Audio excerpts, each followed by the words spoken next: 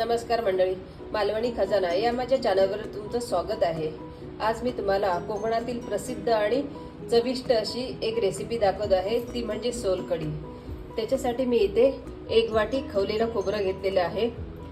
इथे मी 8-10 कोकम घेतलेले आहेत। इथे मी 2 हिरव्या मिरच्या घेतलेल्या आहेत। इथे मी 4 लसूण पाकळ्या घेतलेल्या आहे। इथे मी कोथिंबीर घेतलेली आहे आणि इथे मी मीठ घेतलेलं आहे। सर्व वाटून घेऊयात मिक्सरला। मिरच्या घालूया, प्रथम लसूण पाकळ्या घातल्या। आता आपण खोबरं घालूयात।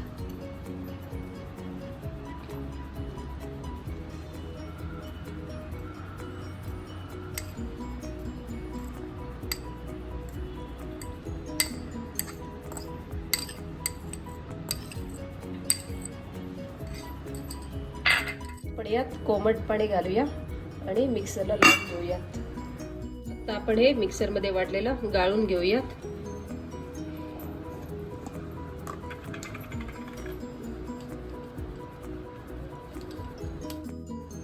एक पातळ कपडा घ्यायचा आहे, रुमाल घेतला तरीही चालेल, आणि त्यातून असं नारळाचं दूध बाहेर काढायचं। हे बघा, गाळून घ्यायचे।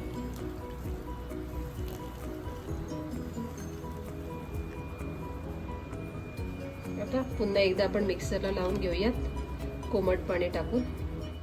पुन्हा पण आपण आता मिक्सरला हे खोबरं वाटून घेतलेलं आहे। पुन्हा पण राहिलेलं दूध आता आपण असं कपड्याच्या सहाय्याने पिळून घेऊयात। हे पहा, एवढं नारळाचं दूध आलेलं आहे। आता आपण यात कोकम घालूयात। या कोकमाना कोकणात सोलं अशी म्हणतात, म्हणून या कढीला नाव पडलं की सोलकढी। अर्धा तास झालेला आहे। आता आपण त्यातली कोकम काढून घेऊयात, नाहीतर जास्त आंबट होण्याची शक्यता असते। पहा, जरा जास्त आंबट हवं असेल तर अजून अर्धा तास ठेवलं तरीही चालेल। 1-2 राहू देऊया। आता आपण यात मीठ घालूया आणि वरून अशी कोथिंबीर घालूया।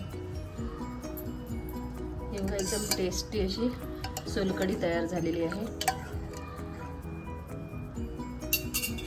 लाईक, शेअर अँड सबस्क्राईब करायला विसरू नका मंडळी, आणि कमेंट्स नक्की करा।